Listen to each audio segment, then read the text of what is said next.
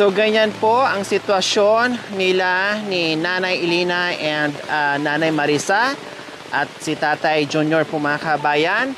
Malakas po ang ulan ngayon mga kabayan, no? Dahil may bagyo, ganito po ang sinapit nila mga kabayan tuwing umuulan. So ganyan lang po ang kanilang sistema dito mga kabayan. Yung tipong parang nakaupo ka lang at nakasandal lang konti, no? At doon sila pumipwesto po mga kabayan sa walang tulo, kumbaga, no? At ang importante po mga kabayan na meron lang po talaga silang pwesto na maupuan, masandalan habang nagaantay tumila yung malakas na ulan. Dahil sa labas, ulan din po sa loob. Katunayan po mga kabayan, yung trapal na ginawa nila dyan sa loob na para matakpan yung kanilang mga gamit na hindi mabasa. So ayan po, nagmistulang may swimming pool sa loob mga kabayan. Pati yung pal na ginawa nilang kumot dyan sa mga gamit nila ay marami na ring tubig po mga kabayan. So ganyan ang sistema. Actually, nilagyan na po to ng trapal nung nakaraan. Ayan po, sa katunayan, may trapal po diyang bago. Hindi po natin naikabit. Mamaya, ikabit po natin ulit yan kasi ginamit po namin dito sa labas kanina dahil meron po kaming ginawa. Mamaya, ibabalik po namin yan. So, ganyan po. Kaya nawa, tuloy-tuloy, no, na makalikom po tayo ng sponsor, donasyon, no, madagdagan pa po yung ating donasyon para dito sa kanilang bahay kubo na kahit papaano ay maayos yung kanilang pagtulog, maayos yung kanilang mga gamit, yung kanilang bahay kubo para kahit papaano ay hindi sila magkakasakit po mga kabayan. Kaya ang priority ko po ngayon mga kabayan, no, kumakatok po tayo sa mga puso ng ating mga sponsors na malagyan natin sila ng bahay kubo po mga kabayan na kahit hindi konkreto, basta yero, may dingding, walang tulo, maayos kahit maliit na hindi sila mabasa na tulad niyan mga kabayan. So ganyan ang sistema dito sa tatlong senyor na nakatira dito sa tuktok ng malaking bundok.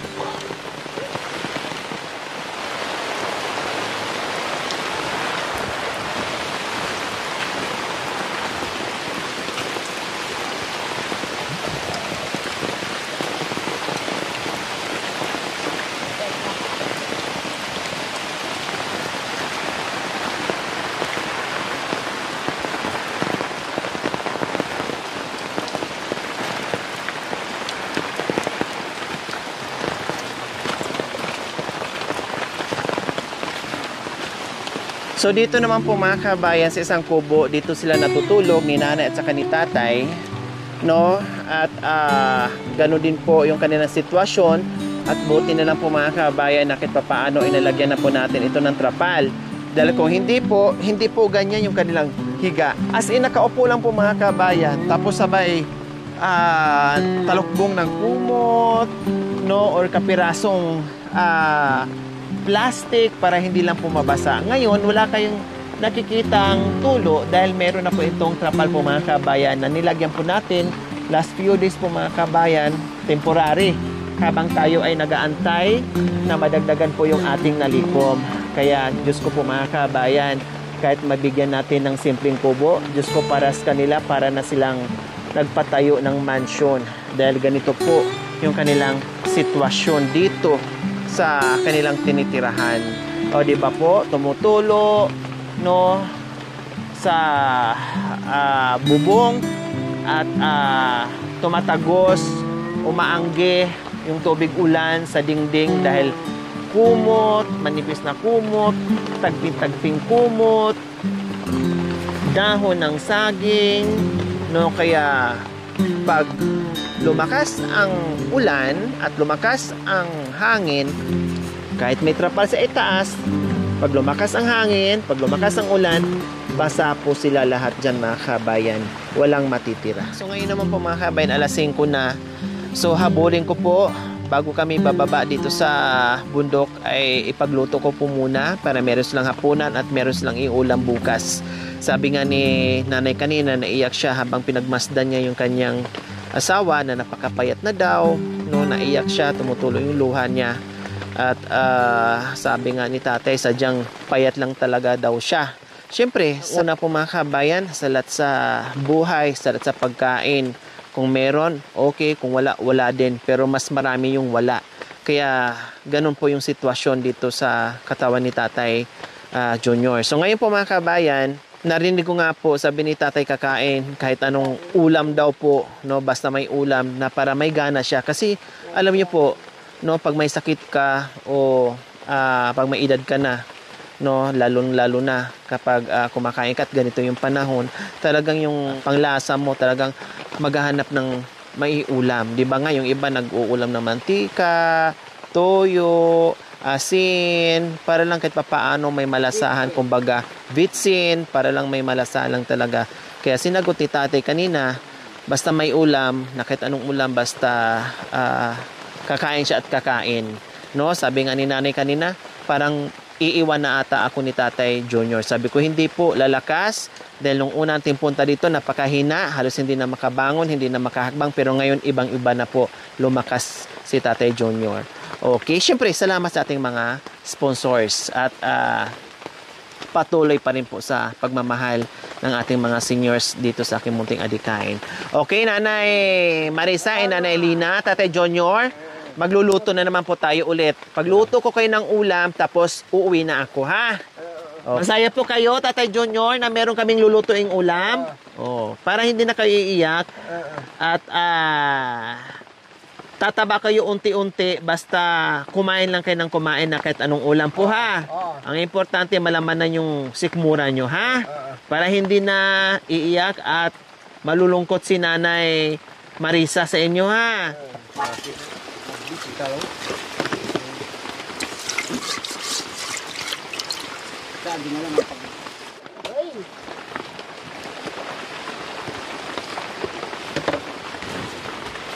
Mamaya na po natin gamitin. Yan.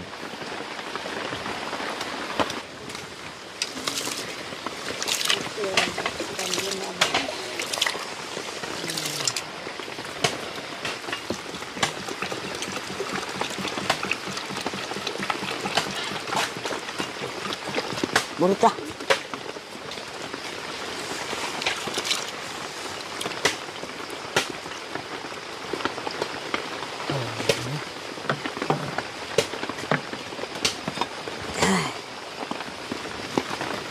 Nagluto na.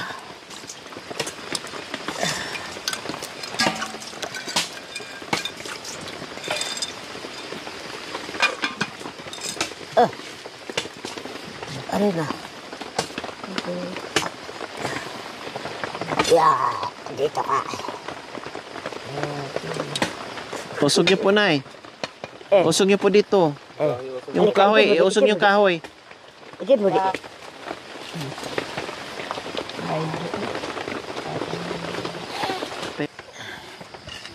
Ito, subok mo. Yan. Ito, ya. Parang pabab ito. Kapag, ano ito. So ayan po mga kabayan, magprito ako ng isda para gulayan po nila ito mga kabayan. Diba? May pang-sahog-sahog sila dyan sa gulay. Kaya ito ang gagawin natin ngayon. Ayan, hindi na natin matanggalan ng palikpik kasi kulang sa gamit. No? So saka na natin bibili ng mga gamit, no? Unahin muna natin yung priority natin para dito sa tatlong mga matatanda. Cowboy Cowgirl muna tayo ngayon, no?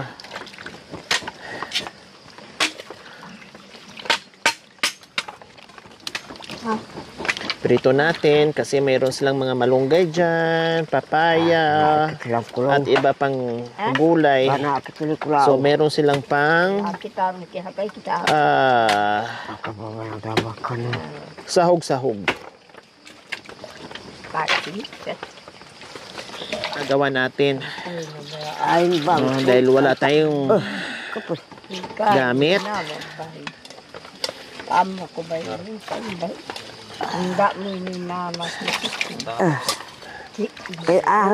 ba yun? Punta niya, ilipat siya. Pagkapumbay. Kaya may iba naman iba ito nagbibigay. Akapun.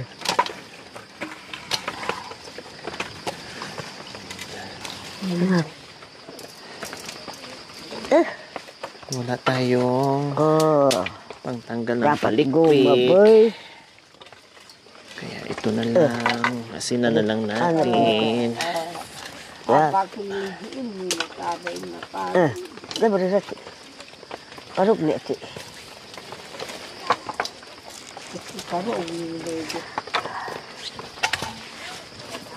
So ayan, lagyan na po natin ng mantika para magprito na tayo dahil meron pa tayong lulutuin. Habulin natin yung oras mga kabayan dahil malayo pa tayo. Berat. Ate. Ako So tag-ulan, mahirapan tayo humanap ng bato. Ito na, gumawa natin ng paraan mga kabayan. No, katawan ng Kaya kampay. ng puno Ate, ng karton. saging ang ginawa natin. Dahil walang mahanap dito na bato, puro buhangin sa palibot mga kabayan. Abay, sa kasun, minabaw mo rin taman. Sige, papayan po natin tay. Papuyin natin ng paapuyin. Ang damag-damag, hindi kami makakatiis na utakan. Ay, Diyos ko. Inadyag na ang dahi. Ano sa isip namin, hindi kami matulog. Dumag nasa isip nyo, bakit hindi po kayo nakakatulog? Ay, gusto ko palagi dito sa amin. Gusto nyo palagi po kami dito? Oo. Nagayuma po ba kayo o... Hindi isip lang. Nag-iisip lang. Huwag niyong isipin na ginayuma ko po kayo, ha? Hindi Ang Kasi- ibig sabihin, mabait. Kasi sabi niyo sa akin, ginayuma ko kayo. Biro lang yun. Joke-joke lang pala yun. Isip lang. Oo. Hindi kami makakatiis. Na Ang ganang tumutulaok na yung manok. Hindi kami makakatiis. Ayun, kumulo na. Kasi, ay, napabalik-aglak pa ka. So ito po mga kabayan, magtinulang manok ako no, kasi malamig ang panahon. Sa maharata. Kailangan talaga nila laging may sabaw na mainit. Kaya ito po yung gagawin natin, tinulang manok. Ang itam niya Yan. kinilang away. anak.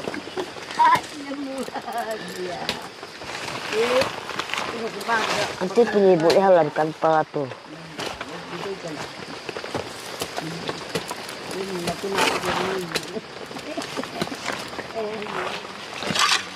Atag ba eh?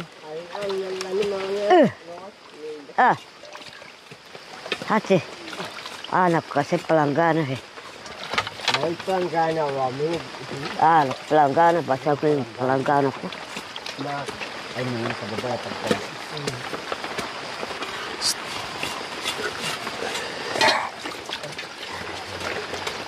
Ang hirap po talaga mga kabayan. Pag umulan, ganitong sitwasyon dito kay nanay, kahit pagkilos mo, magluto, napakahirap. Diyos ko, Kung naganda Kaya pa yan. paano na po sila ang kikilos mga kabayan na may mga edad na? Hindi lalong pahirapan po sa kanila. Kamu ya?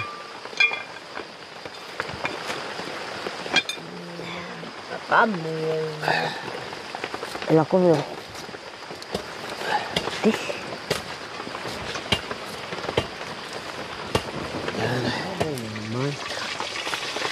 Aba na ulo dito.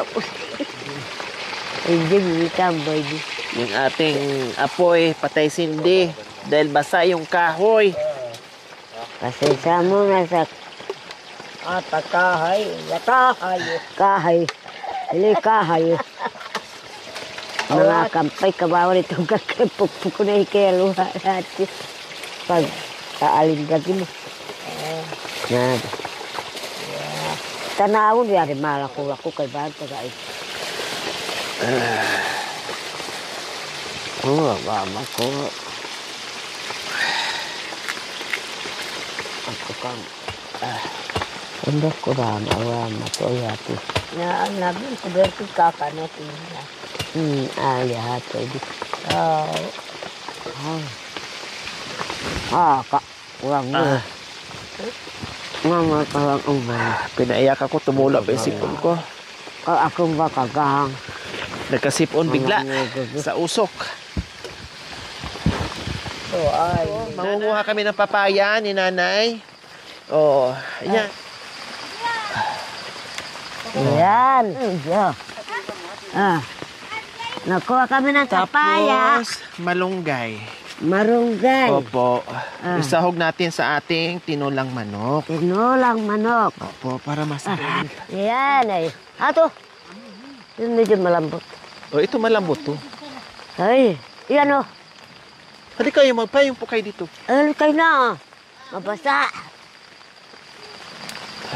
Hati to. Kecil. Nagato. Okay na po yan. Ini tanglad. Itu tanglad. Opo, tanglad. Bangyad. Tanglad. Tanglad. Di. Oh, isa pa po. Sapon. Oh, tama na. Oh, halipin na po kayo. Cik. Ito, bayo ko malambot. Opo, ang malambot. Nampagakin nilay ipay. Tay,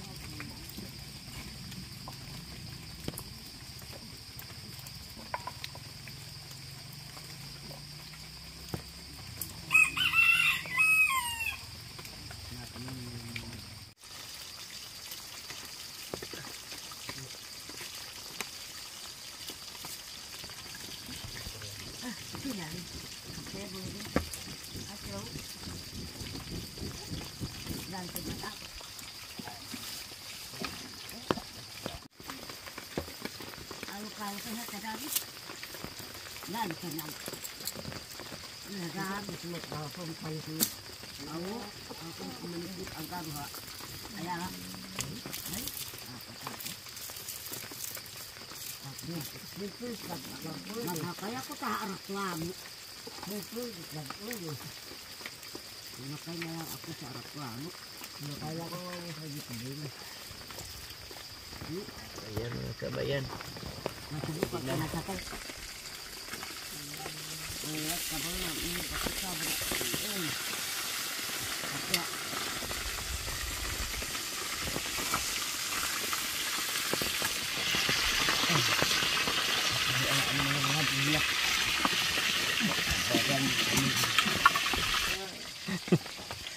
Dahil sa manok, napaiyak ako.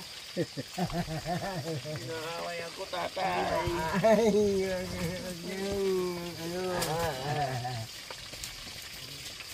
Naaway ako.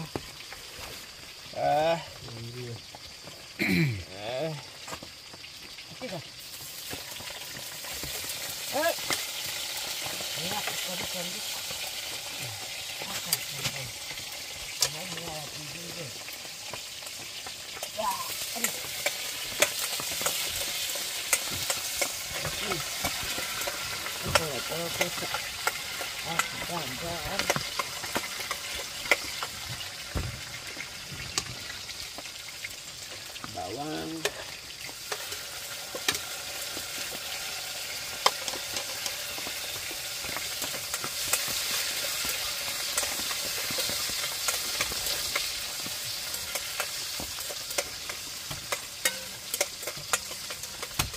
Ang natin. Wag lang magkamali. Dahan-dahan lang talaga kasi matapon. May sabaw yan. Matapon yun. Parang pay. Dapat nilipat din. Oo. Baka maano, di kaya mahulog. Hindi, no? Nadahan lang. Kaya bak. Nadahan natin.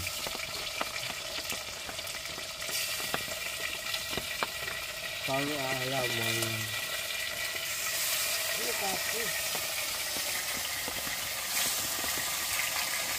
Huwag kong mahulog, makisama ka. Si tatay akit kayo, baka yung paa niyan dyan, te. Tay, iakit po muna kayo, tay. Baka pag nahulog tong matamaan yung paa nyo. Ay, sige. Yung kaya mo ko. Ay, tala. Baba muna. Yan. Mahalo ko. Doyan eh.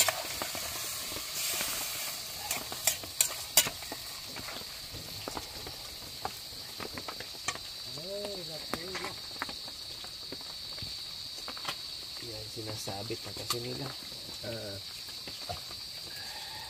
Okay. Yan, umiilaw na rin sa wakas. Madilim na, ibig sabihin, gabi na. Bingi na. Grabe. Hindi ako sinipon. Hindi ako umiyak. Pero nagkaroon ako ng sipon at luha sa usok. Feeling ko parang namagana yung mata ko. Sila po mga kabayan, gustong-gusto nila na nandiyan sa apoy at usok para maibsan yung kanilang lamig. No, kasi nilalamig sila.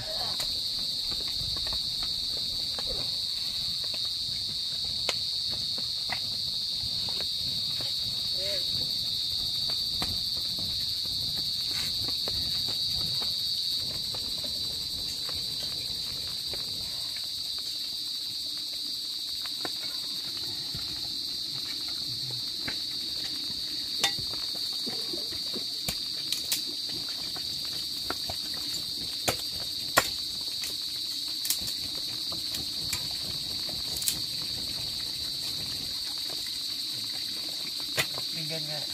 Ayan, pinggan.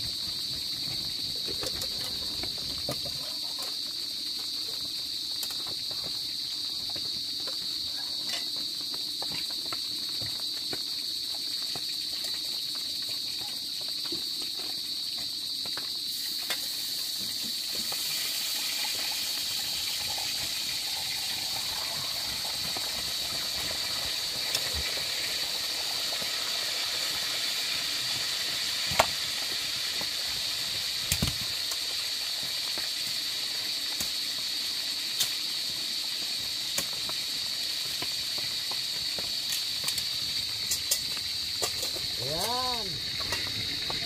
Ayan eh.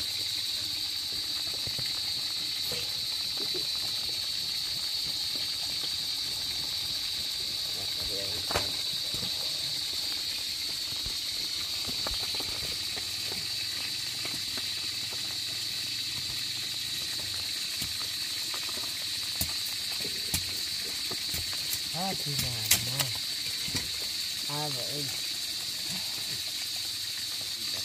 Wow. Saan po ba? Dito ba yung papaati? Oo, pinati. Ay, hayo ramen. Oo. Dito. Papaya. Dito sa bukit. Oo, hindi suwar. Suwar rin naman. Oh, ako. Tama na yan? Yan. Dandahan lang po ah.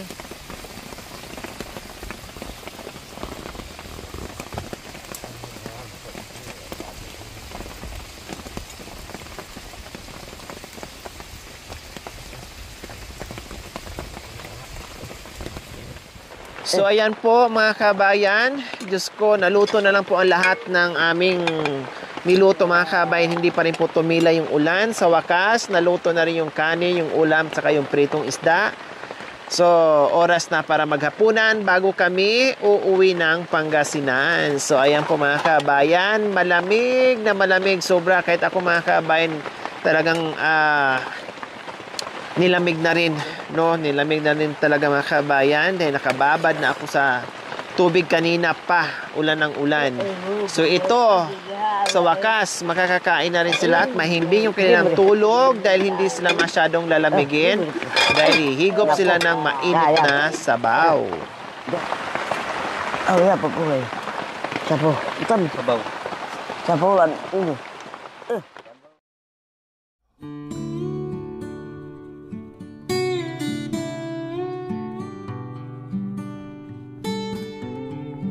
Niya kayak gitu. Panginoon na ini na ucap kami Panginoon.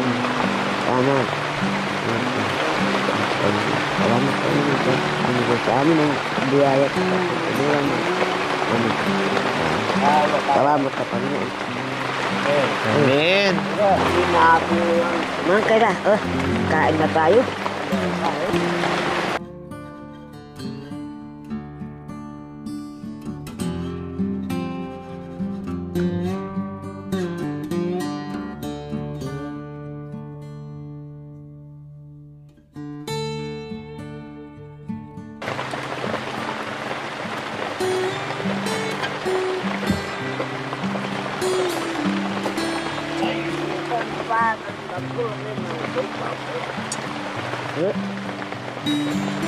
Dahan-dahan ah.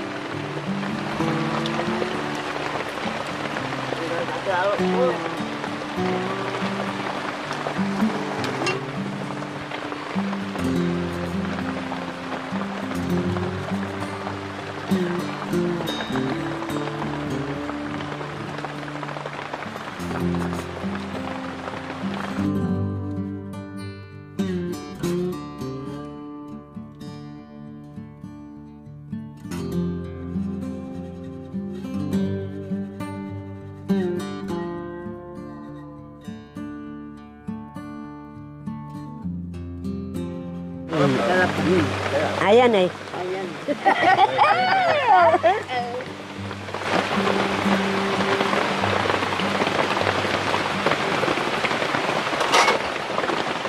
So ayan po mga kabayan, time check po, saktong alas 7 po ng gabi, pero talagang ayaw magpaawat ng bagyo at ang ulan. So yan, halos wala na kami makikita mga kabayan kasi puro puti na. Sobrang foggy na po mga kabayan. Ayan po, akala mo may nag-uuling dito sa kabundukan. Sobrang lamig, napakalakas ng ulan. At pababa na kami. Grabe dito.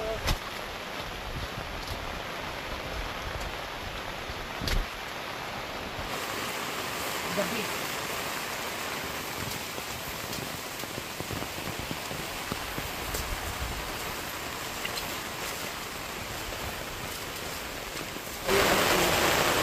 Dito tayo.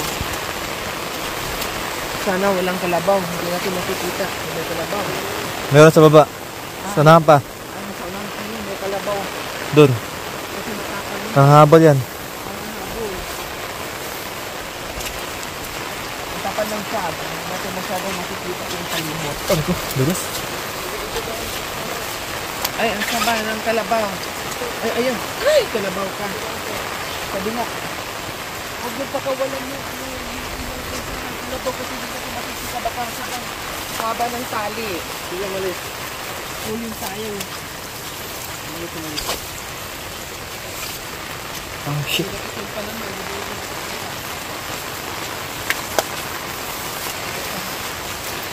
Yun. Ay! tubig, baha. Yan.